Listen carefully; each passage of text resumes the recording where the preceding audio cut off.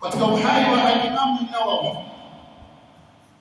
Al-Imam an-Nawawi katika madhahibi ya Imam Shafi, yeye anachukuliwa kwamba ndio mwenye kunukuu madhahabi. Yani Imam Nawawi akisema habari hii imesihi kutoka kwa Imam Shafi, basi huchukuliwa. Lakini imamu mwingine ambaye ni madhahabi ya Imam Shafi akisema hii haikunukuliwa kwa Imam Shafi, basi mashekhe uiwekea mjadala. Kwa maana hiyo, katika madhahabi ya Imam Shafi, al-Imam an-Nawawi ni miongoni mwa wanachuoni wanaotegemewa kunukuu madhahabi haya. Wakati anafundisha kiswa kama hiki ambacho leo nimekikalia, kimefundishwa na ulama kibari ulama, anaendelea darasa hili akazungumza na wanachuoni. Wacha sisi ambao ni wanafunzi, wanachuoni huwa wametakhasusi na fani mbalimbali na wako na ilmu tofauti ya kuelezea tarikhi. Basi akaelezea baada ya darasa watu kuisha, kuna ile nidhamu, watu wakimaliza darasa watu husalimiana. Basi mwisho akasalimiana na bwana mmoja. Yule bwana akamwambia, umeelezea Khidri kama ulikuwa wakati wake. Imam, kwa sababu kuna watu wako katika msururu wa kusalimia. Imamu alipomaliza kumsalimia yule, akawa yule bwana yuko pale anahusika na wale, akamwambia kama ulikuwa kwa uhai wangu. Alafu yule bwana sasa, hiyo kauli ya mwisho hiyo ndo aloisikia kwamba kama ulikuwa katika zama hizo. Sasa akitaka kutadaburu kufanya hivi, yule bwana tayari ashatoka kuwania, hayupo tena. Alipoweza kuwadithia baadhi ya wanachuoni waliokuwa zama hizo, ijtihadi iliyokuja ni kwamba ni Khidri aliyokuwa amekaa akisikia kiswa chake kilichokuwa Nabii Musa. Ndo baadhi wakasema mkono wake sio kama vile wewe ukimsalimia wasikia mifupa, kama vile sisi utasema kambe tunkula kokoto zile. Yeye mkono wake ni laini, yani hata ukaufanya hivi uweza ukapita huko kaja hivi, namna alivyosema alipomsalimia. Kwa hivyo baadhi ya wanachuoni wanasema alikuwa ni nabii. Khidri alikuwa ni nabii. Wengine wakasema alikuwa ni mja wa Mwenyezi Mungu ambaye Mwenyezi Mungu alimpa elimu anayojua yeye. Ala kulli hali, kusudio letu ni katika kiswa hiki ni kipi kilijiri akiwa yeye anatembea msururu mzima na Nabii Musa alayhi salam. Hivyo Islamu, nilitaka nitayarishe masikio yenu na akili zenu ili tunapokwenda pamoja tuwajua tuelekea wapi. Hebu tutokeni hapa Hidaya kwanza, turudie katika Madinatul Munawwara, mji ambao kwamba majuzi tulizungumzia hijra ya Mtume sallallahu alaihi wasallam, mji ambao kwamba Mtume katangulizwa na kapokewa tala'al badru alaina min thaniyatil wada. Mtume anapokewa Madina, Madina hii ikapata sharafu ya kuitwa Madinatul Munawwara. Hawa watu wa Madina jina lao likabadilika, wakaitwa kina nani? Ansari. Mtume sallallahu alaihi wasallam jukumu lake la kwanza ni kuunganisha hawa maansari. Allahumma salli ala rasul. Jukumu la Mtume ilikuwa ni kuunganisha hawa maansari. Kisha baada ashaunganisha manswari na muhajirina. Muhajirina kina nani? Waliotoka na Mtume wapi? Maka kuja wapi? Madina. Hawa waliogurwa waliitwa muhajirina, na hawa waliowanusuru kina Mtume sallallahu alaihi wasallam pamoja na muhajirina walikifahamika kama ansari. Sasa wakati kulikuwa na Mayahudi na makafiri waliotoka Maka kuja huku pia, hawakuridhika risala ya Mtume sallallahu alaihi wasallam abadan. Basi wakawa wanatia chuchuchuchu katika risala ya Mtume sallallahu alaihi wasallam mpaka mwisho. Faqala alyahud, wale Mayahudi walipokuwa makufari wale wa Maka wamezidi, wale Mayahudi wakaambia, ikiwa nyinyi mnataka kujua huyu ni mtume wa Allah, basi hebu muulizeni maswali fulani, muulizeni maswali fulani. Maana Mayahudi walikuwa ni ahlul kitabi, wao wajua tarikhi zote za mitume waliotangulia. Wakamwambia ulize haya maswali matatu. Swali la kwanza, muulizeni huyo anayesema kwamba ni mtume kuhusu vijana ambao kwamba waliweza kusakama mahala fulani kwa muda fulani, kisha mumuulize kuhusu arruhu, muulizeni kuhusu arruhu, alafu kisha mumuulize kuhusu bwana ambaye kwamba alizunguka ulimwengu mzima. Akiwajibu hayo, basi mujue huyo ni mtume wa Mwenyezi Mungu. Basi wakamfuata mtume sallallahu alaihi wasallam, wakawa wanamuuliza mtume sallallahu alaihi wasallam. Mtume hakuwapa jawabu, akawaambia subirini mpaka kesho nitawajibu. Darasa letu laanzia hapo. Mtume anateremshiwa wahi kutoka kwa la ilaha illallah, lakini anapoulizwa swali afanye nini? Hajibu moja kwa moja, kwa sababu hajapata wahi kutoka kwa nani? Allah. Funzo letu laanzia hapa ni kwamba tusipende sana, wepesi sana katika kujibu masala ya kisharia, hata kama ni wasomi. Na ndio maana usomi halisi ni yule ambaye anapouliza swali na analijua, lakini akasema wacha nitafanya bahthi. Al-Imamu Malik ambaye ni imamu wa Darul Hijra, wakati huo watu walisema hakutatolewa fatwa ikiwa Imam Malik yuko hai, lakini yale maswali Imam Malik aliyosema la adri, kwamba sijui, yalikuwa mengi kuliko yale aliyotoa fatwa. Yani alifutu masala kidogo kuliko yale aliyosema sijui. Njoo kwangu mimi Abu Bakri, ninitoa fatwa masala milioni 1, nikisema la adri naona kwamba nitaonekana simsomi. La adab ya ilmu ni kusema la adri, mie sijui. Basi utafundishwa mpaka ujue. Sasa kesho ilipofika, mabwana tuko Madina, mabwana tuko Madina. Tayeb, asubuhi mtume kasema ataijibu kesho nini? Masala matatu kuhusu arruh, kuhusu wale vijana wapango, na kuhusu aliotufu nini, yani masala ya Dhulkarnaini.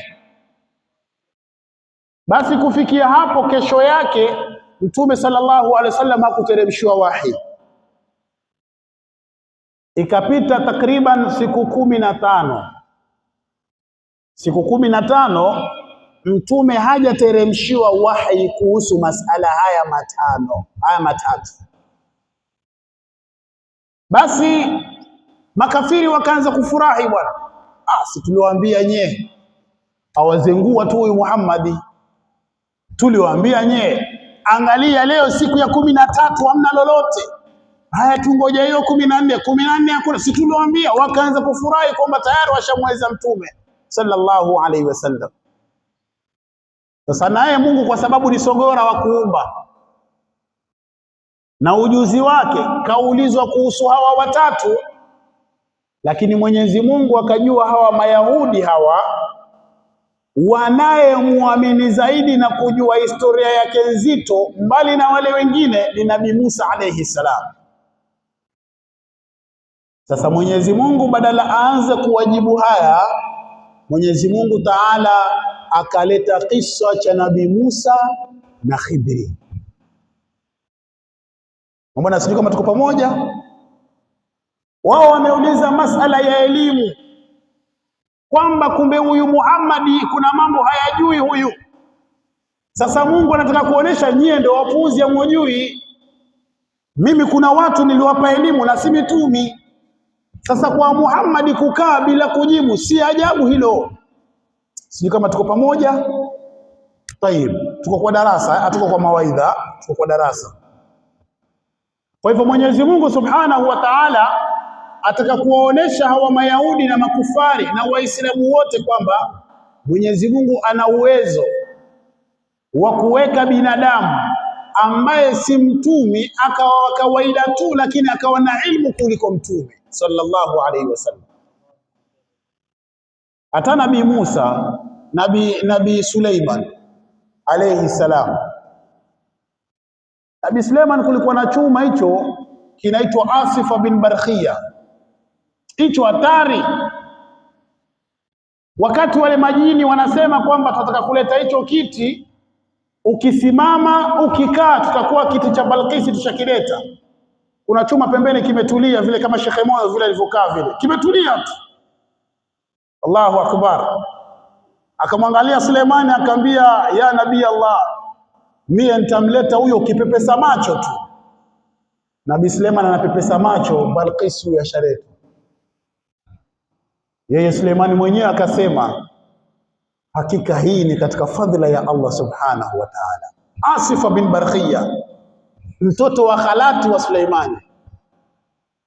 Kwa hivyo Nabii Suleiman pamoja kuwa na utume, Mwenyezi Mungu akataka kumuonesha wewe ni mtume, lakini kuna vitu vijui, akamtuma kindege. Akamtuma kindege ambaye ni Hudhud, akimwambia kwamba ahaqtu bima lam tuhit bi, nimegundua kile usichokijua wewe Suleimani wewe. Suleimani mtumi, aweje huyu ndege ajue kuliko Suleimani? Hiyo ni kazi ya la ilaha. Sasa hawa makafiri wanaambiwa msistaajabu kwamba Muhammad hajajibu kwa siku 15, na wapa kichapo hiki muone kwamba hata huyo Musa mnayemwamini nyie kuna vitu ilikuwa havijui. Na Nabii Musa alayhi salam kuna siku walizungumza hadharani katika ulumbi mkubwa, kama vile wewe unaweza kusimama mbele za watu ukazungumza ufasaha wa Kiswahili bila gogi na magigimo, ukawa unapamba Kiswahili kabisa. Yale mambo yalipofika kudadavua, watu wajua mlumbi huyu. Basi Nabii Musa baada ya pale watu mashallah mashallah, kuna mtu mjuzi kuliko wewe? Nabii Musa akasema hakuna.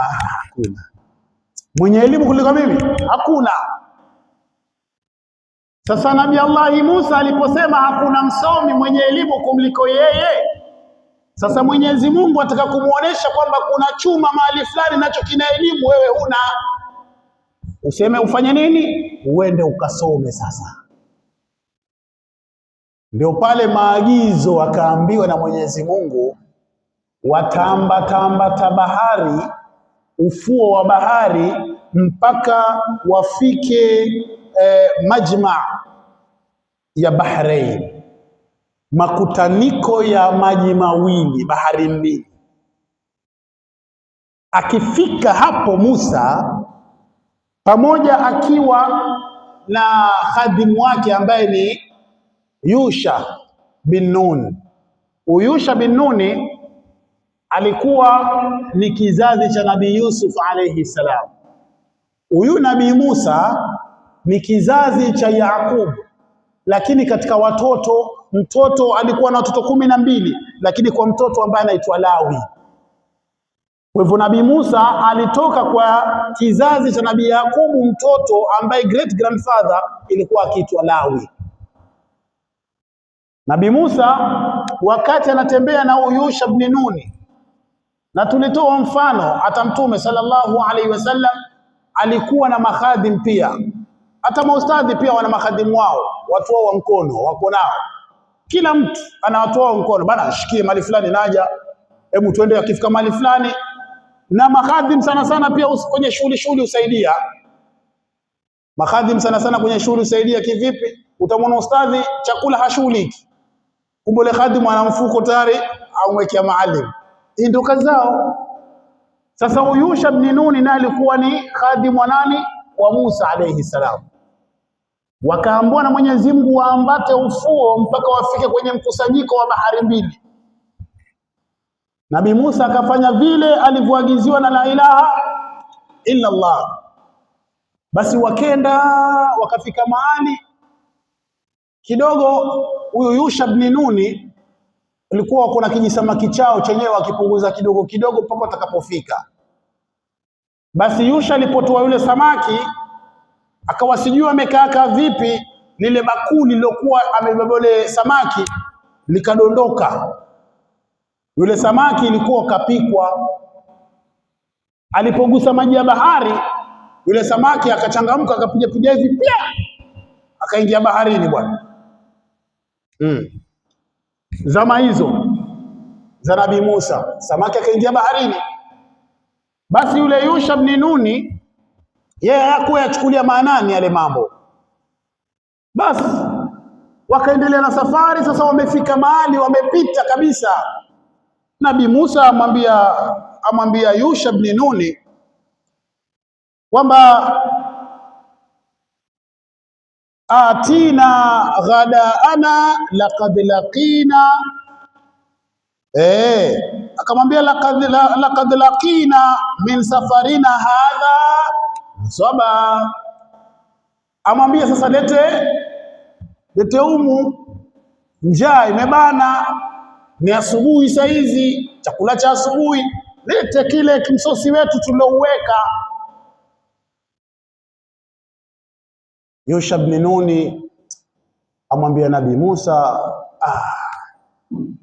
nilisahau bwana kukuelezea ya Nabii Allah. Ulisahau nini? Mabwana atakana tujue hapa.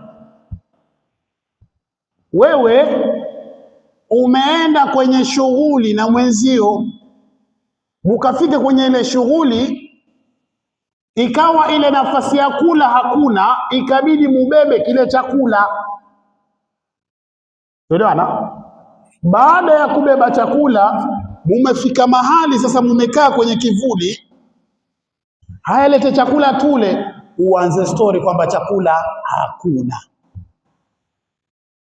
Sasa ndio Yusha ibn Nuni amwambia Nabii Musa kwamba hata nimekumbuka wakati huo wa nyuma kuna mahali tulipumzika, basi kulidondoka ili dude aliyokuwa amebeba huyu samaki alhuti huyu, basi akachanganya akaingia baharini, na sikusahau isipokuwa msaulishaji mkubwa ni sheitani. Basi Nabii Musa pale hakuanza ligi, akamwambia turudi huko huko, ndio kule ambapo kwamba tulikuwa tumetumwa. Yani kwa Nabii Musa ilikuwa ni dalili. Katika masaili ya dalili kuna kitu kinaitwa dalalatul aqliya. Dalalatul aqliya ni ile hata usipopewa ushahidi fulani kwa kutumia akili yako tayari ni ushahidi. Ndio pale katika wanachuoni wetu waliotangulia kina Sheikh Muhammad Ayubu ana kauli ilikuwa akisema kwamba ni ajabu itafika zama mtu atakuwa ataka dalili kwa nini kumeonekana jua mchana. Atataka dalili kwa nini kumeonekana jua mchana, ataka dalili mbona ni mchana saizi. Zikifika zama hizo, basi watu wajipinde katika kusoma elimu zaidi kuliko kufanya nini, kuliko kusikia. Na hizo zama zishafika. Kila mtu ukisema kitu, hata katika ndoa siku hizo ukitaka kwenda kuoa mpaka utoe dalili. Haya, mtoto wenu anataka kuwa binti yetu, leteni dalili wafanya kazi. Yabidi uonesha payslip wafanya kazi. Walipwa ngapi? Walipwa fulani.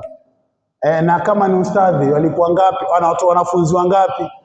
Ustadhi wampigia khadimu wake. Vipi pale madarasa mko ngapi? Yani kila kitu dalili ndio uozeshwe. Sasa Nabii Musa alayhi salamu akarudi kule. Alipofika sehemu ile, baadhi ya wale watu wa dai ambao tuliwahi kuwasikia na baadhi ya wenye tarikhi wasema walimpata chuma katika, wengine wanasema alikuwa kwenye maji wafanya ibada, chuma kiko Allah cha swali. Nabii Musa akapiga hesabu akasema chuma chenyewe nilichoambua ndo kile. Ikabidi atulie mpaka yule bwana alipomaliza ibada yake. Nabii Musa aende, ni yaje huku, kwa sababu miongoni mwa adabu za elimu waweza kumuona shekhe afanya kitu, wewe ukajaribu kile kitu ukafa. Cha mkufuu mwanafuu, mwajua msemo cha mkufuu mwanafuu akihu, cha mwanafuu mkufuu akiha. Mshasikia Kiswahili hicho Sharuna?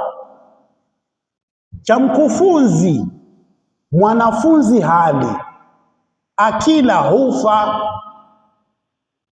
lakini cha mwanafunzi mkufuu hula, akila hafi. Ndio cha mkufuu mwanafuu akihu.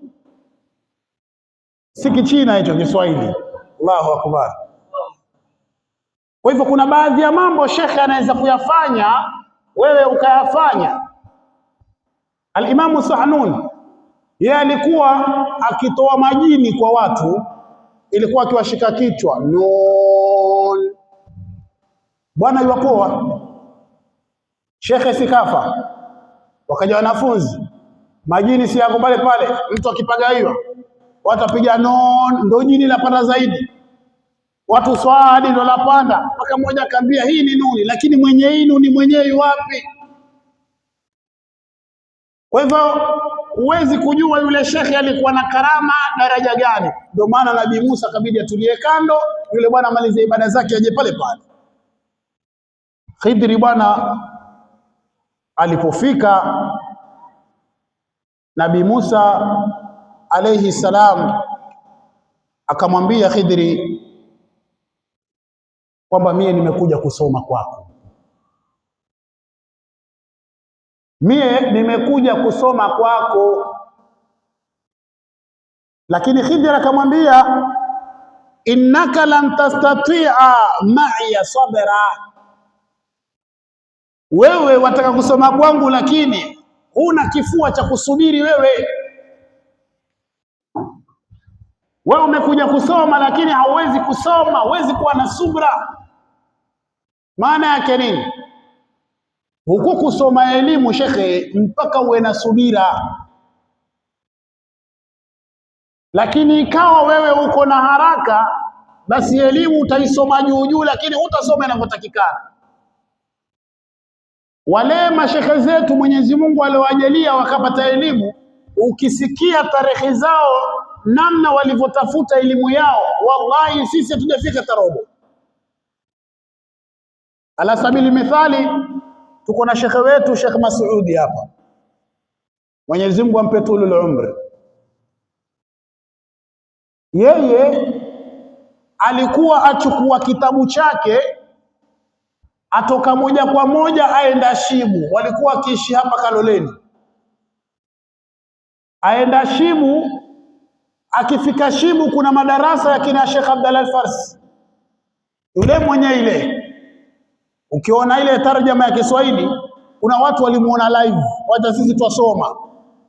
Akitoka pale aenda mpaka Masjidi Mbaruk, yuaenda kumfata mwalimu wake ambaye ni Sheikh Muhammad Ahmad Al-Lami maarufu kama Sheikh Bereki. Aenda kutafuta elimu. Akitoka pale akisikia kina Sheikh Al-Amin Mazrui wako na darasa zao, achukua kitabu tena aenda kukaa, yani aenda huku akienda huku akienda huku kutafuta elimu. Wakati huo elimu, wanafunzi ndio ilikuwa wakitafuta elimu. Zama zetu maustadhi ndio wanatafuta wanafunzi, yani vitu vile tofauti.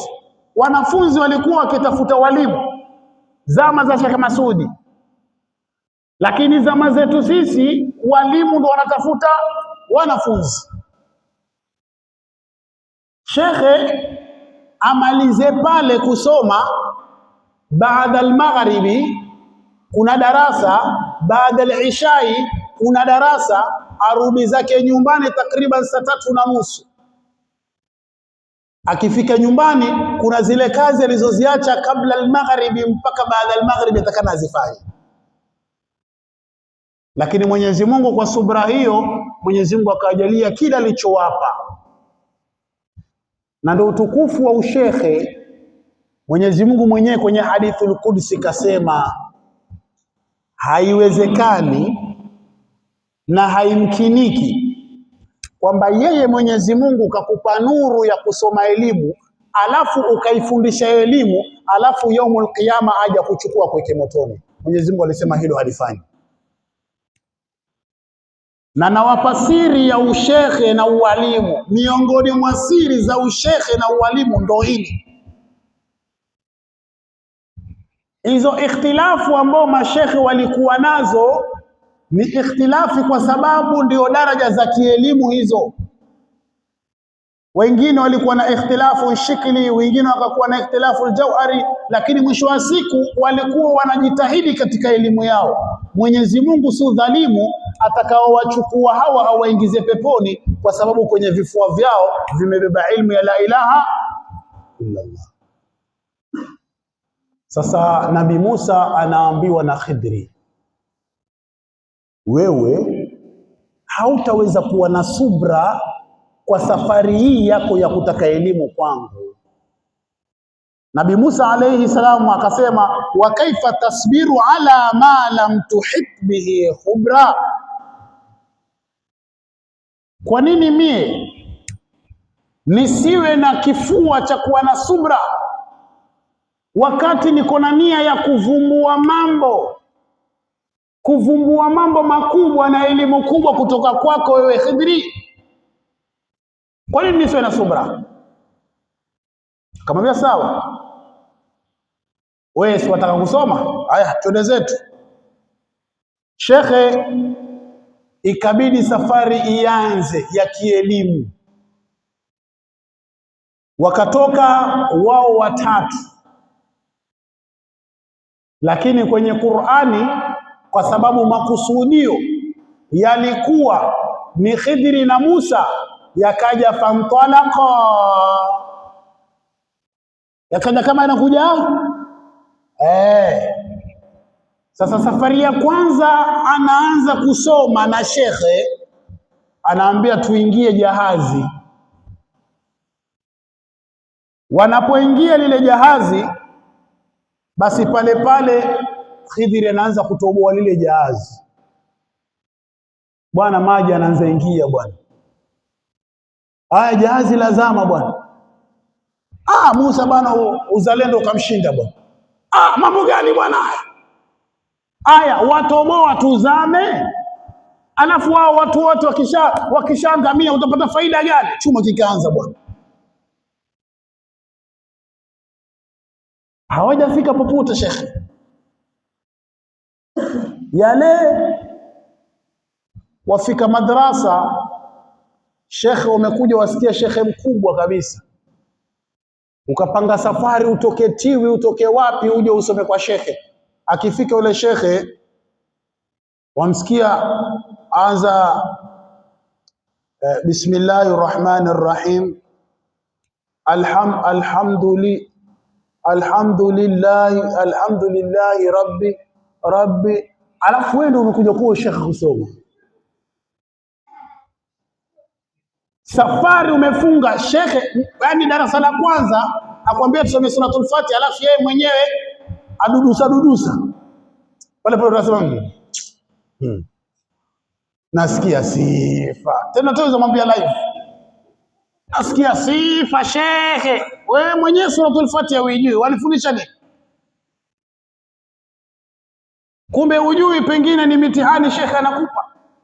Sasa Nabii Musa alayhi salam, juhudi ya kwanza ama safari ya kwanza, jahazi laanza kutobolewa. Nabii Musa anakuja juu, anakuja kale. Wewe bwana, mambo gani? Anakumbusha, wewe si nilikwambia wewe ili goma utakushinda utafika.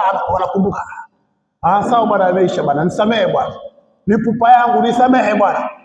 Ambia mimi nilikwambia, lakini ambia bwana nisamehe, tafadhali bwana, nisamehe bwana, twende pamoja. Akakaza Nabii Musa. Mabwana wakenda, safari ikaendelea.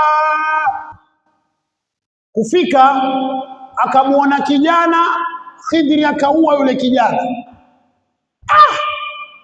We bwana we, lile jahazi ndo lile ulilizamisha ukalitoboa toboa, alafu mtoto wa watu maskini ya Mwenyezi Mungu kafanya nini mpaka unampoteza uhai?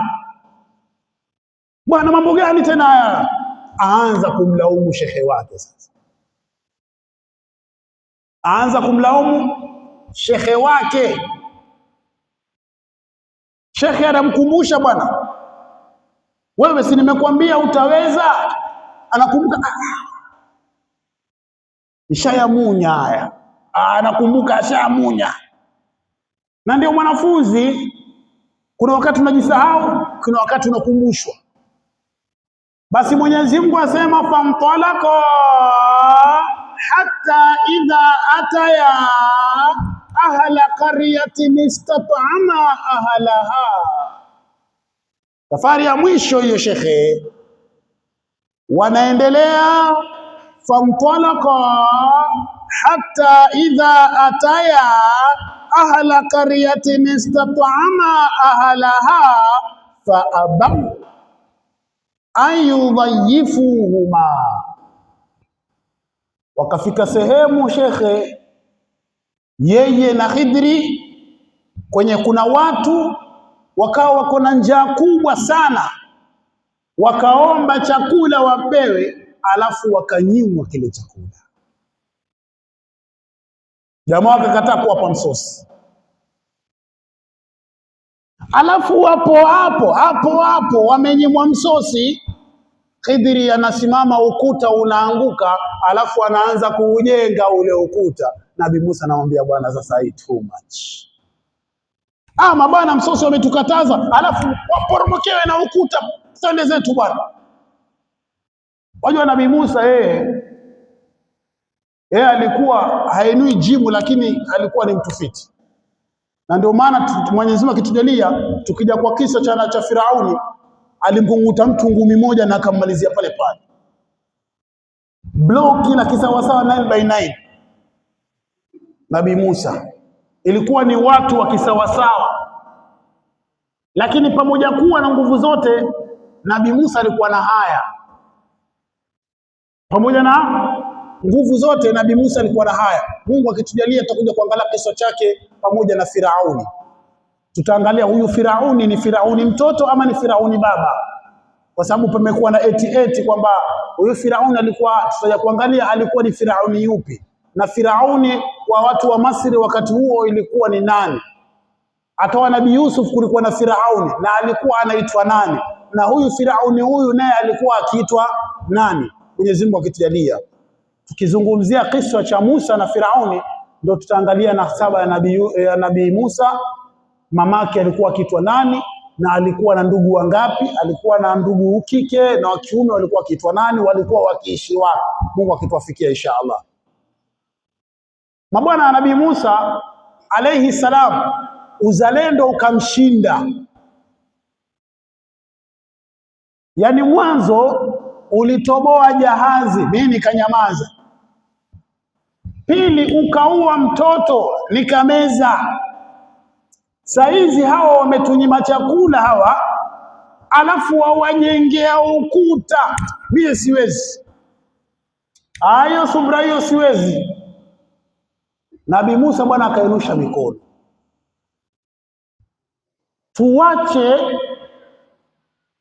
ujumbe unaokuja direct, tuingie ndani ya ule ujumbe. Hizi nyakati tatu hizi, Nabii Musa tumchukulie ni mwanafunzi, Khidri tumchukue ni shekhe. Shekhe kama huyu anazamisha chombo ambacho chombo kile ndio kitawavusha. Shekhe kama huyu anaua mtu ambaye kutoa uhai sio sawa. Shekhe kama huyu anajenga ukuta ambao watu wao walikosa kuwafadhili. Hii ni elimu gani ambayo kwamba huyu shekhe anayo? Kwa maana hiyo, tukimchukua Nabii Musa kwa utume wake, anachukua wahi kutoka kwa Mwenyezi Mungu, lakini kuna baadhi ya mambo ambayo Mwenyezi Mungu anaweza akampa huyu na akamnyima huyu.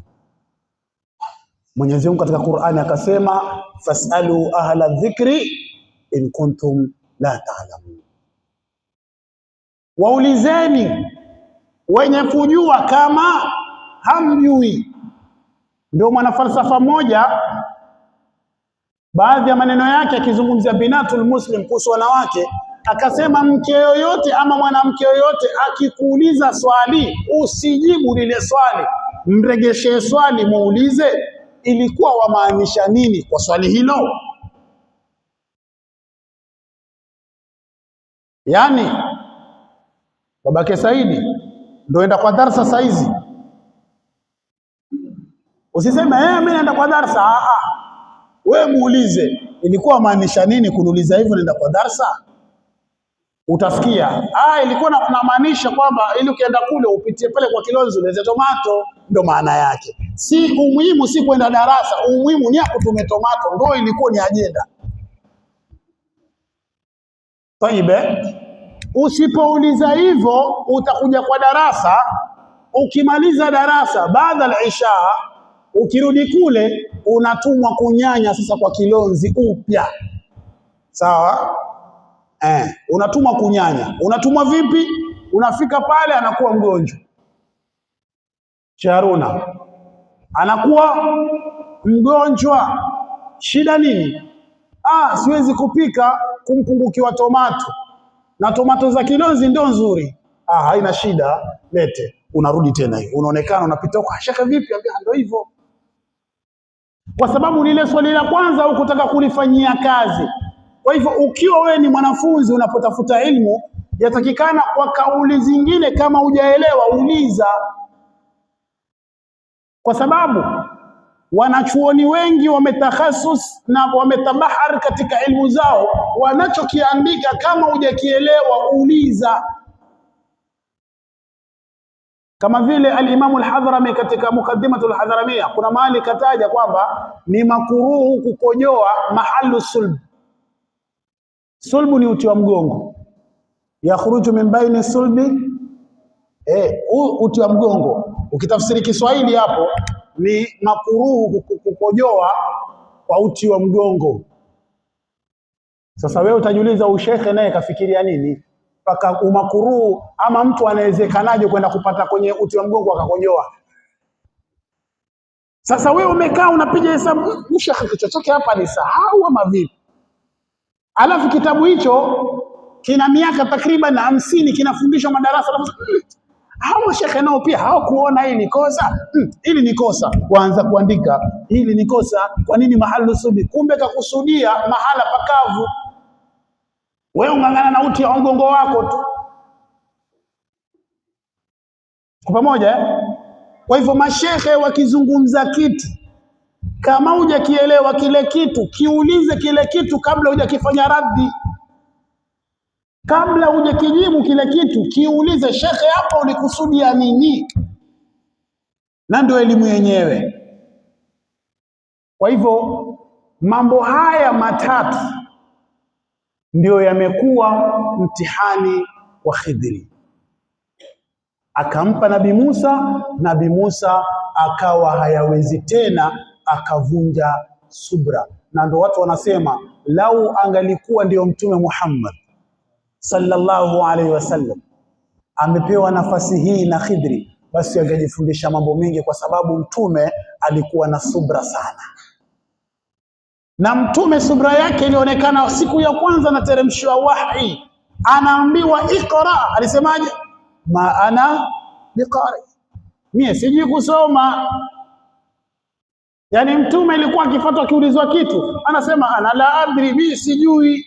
Anafundishwa na Jibril, anafundishwa na Jibril, anafundishwa na Jibril. Ndio maana ummati Muhammadi umepata ilmu kubwa.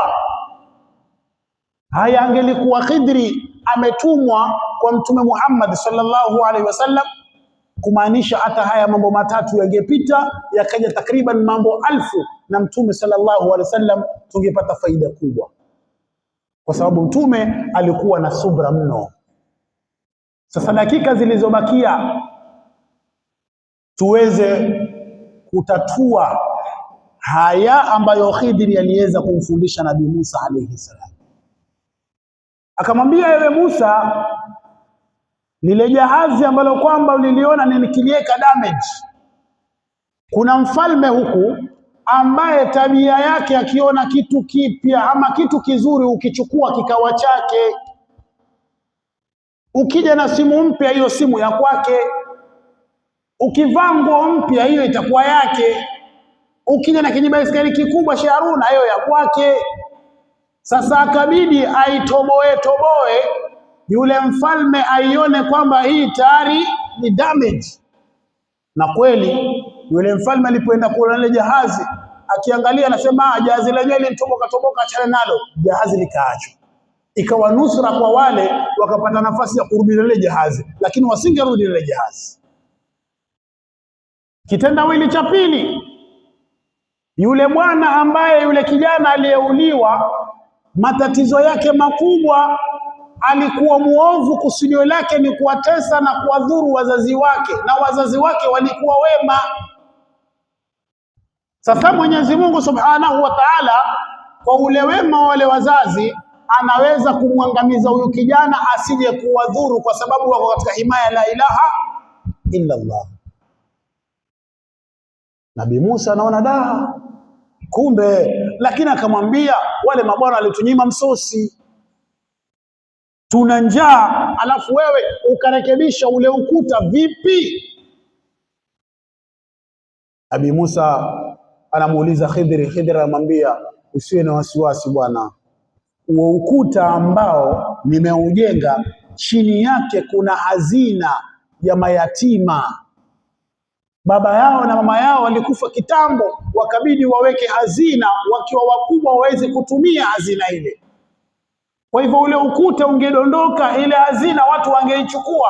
Ndio maana mimi ikabidi niweze kujenga ule ukuta, wale vijana wakiwa wakubwa waweze kupata ile mali yao walioachiwa na wazazi wao. Basi pale Nabii Musa akaona kwamba kuna elimu kubwa ambayo aliikosa kwa Khidri.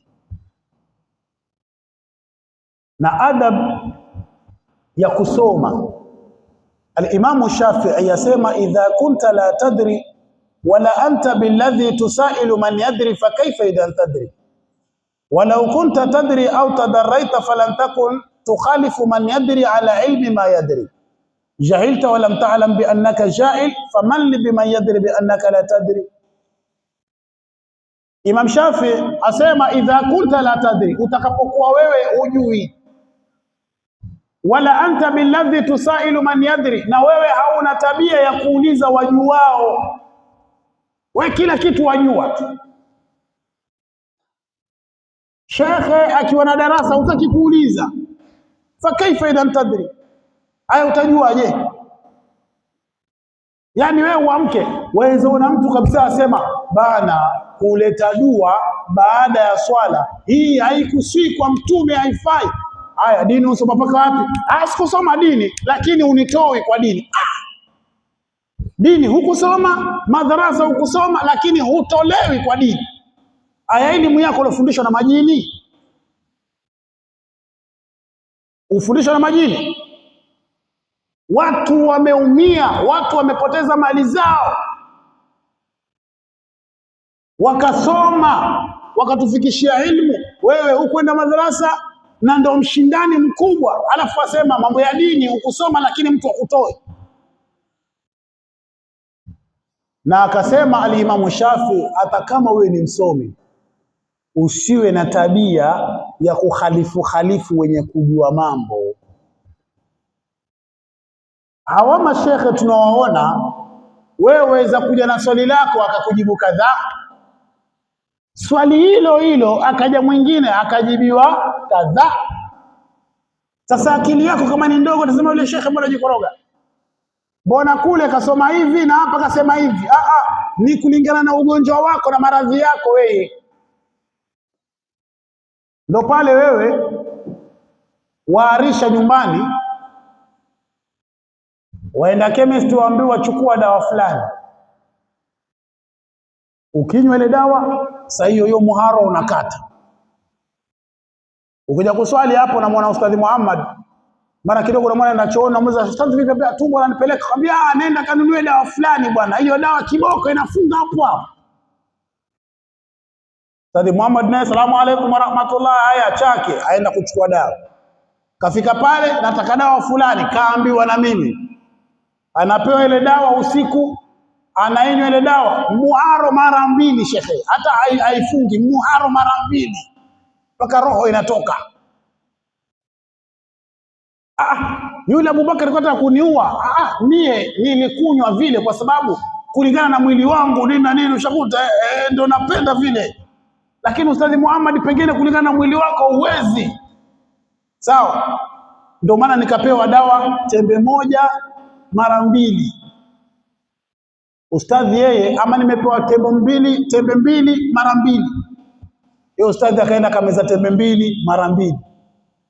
Na hairuhusu, uzito wake umruhusu, anahara mara 2.